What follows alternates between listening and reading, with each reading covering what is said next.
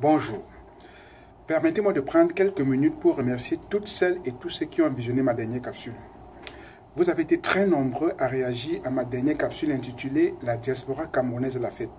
Merci pour vos encouragements. La réflexion d'aujourd'hui va tenter de s'arrimer dans le continuum de cette dernière capsule et s'intitule « La diaspora camerounaise et les réseaux sociaux ». Pour tout internaute qui débarque sur la toile et fouine la blogosphère camerounaise, le constat est clair.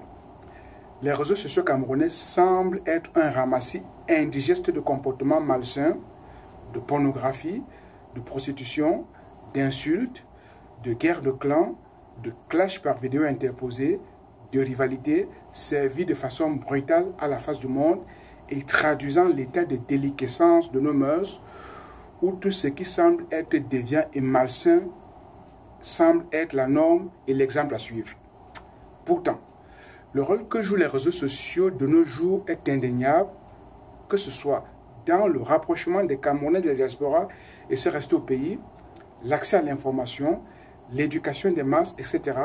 On ne peut qu'apprécier les avantages de ces outils sur l'amélioration de la condition humaine du peuple noir, considérés à tort ou à raison comme des laissés pour compte et demeurer le plus souvent déconnectés de la marche du monde.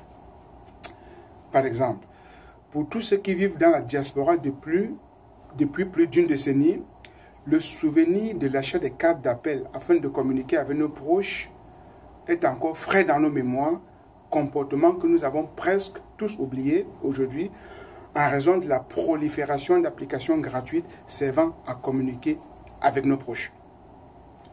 Seulement, ce nouveau phénomène a un impact sur nos comportements.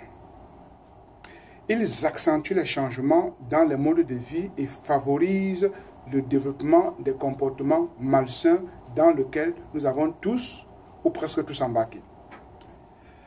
Ce comportement malsain devenu l'occupation principale de certains membres de la diaspora jette le déshonneur sur toute une communauté au point où on assiste à la naissance d'un vocabulaire nouveau pour étiqueter toute une communauté. Quelques exemples: fémania, camerouniaiserie, camerouineuse, camerouneur, etc. Nous assistons sur les réseaux sociaux camerounais à un concentré indigeste de narcissisme et de nombrilisme, alimenté par un désir aussi maladif qu'injustifié de paraître pour des personnes qui, en remontant quelques années en arrière, n'auraient jamais eu l'occasion de donner leur point de vue dans un média dit classique. Cette liberté d'expression favorise la naissance des phénomènes nouveaux qui interpellent tous les spécialistes des sciences humaines à un questionnement afin de cerner l'impact des médias sociaux sur nos comportements et les dérives qu'ils occasionnent, notamment l'égocentrisme, l'individualisme, l'illusion du bonheur, la quête absolue de la célébrité, la pseudo-gloire, l'hypocrisie collective, etc. On peut en citer bien d'autres. Dans cette frénésie collective, certains Camerounais de la diaspora ont poussé le bouchon plus loin, montrant à la face du monde la nature de leur activité peu orthodoxe et en prenant en otage toute une communauté qui se trouve affectée par les agissements de quelques brebis galeuses.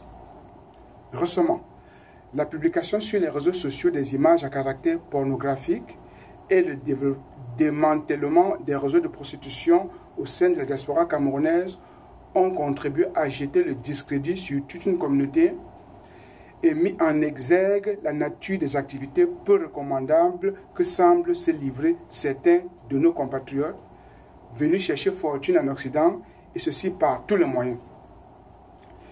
Il ne se passe de jour sans que n'apparaissent sur la toile des images crasses et dégueulasses impliquant des membres de la diaspora. La tonalité parfois outrageante des différents commentaires, les menaces qui s'ensuivent, les railleries et les moqueries publiées sur différents canaux, etc., doivent nous interpeller d'une part sur le caractère public de ce nouvel espace et d'autre part sur les risques auxquels les gens s'exposent, le web étant un espace extrêmement difficile à contrôler et à censurer. Harcèlement en ligne, piratage des fichiers personnels, revenge porn, intimidation, menaces, menaces de suicide, menaces d'attentat, menaces à la vie des autres. Telle est la réalité qui semble désormais être la principale caractéristique de toute une communauté. En conclusion, l'actualité des derniers jours nous amène à se poser la question suivante. Où est passé le génie créateur des citoyens d'un pays, jadis considéré comme une élite intellectuelle et ayant fait rayonner tout un pays et même tout un continent?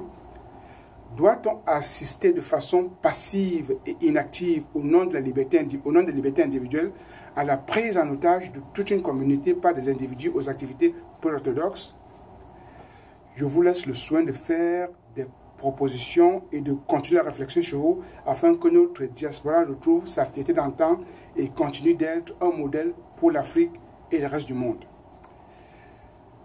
Merci pour vos encouragements, pour des réflexions que je croyais schématiques et caricaturales. Merci de partager cette vidéo pour susciter un changement de comportement. À très bientôt.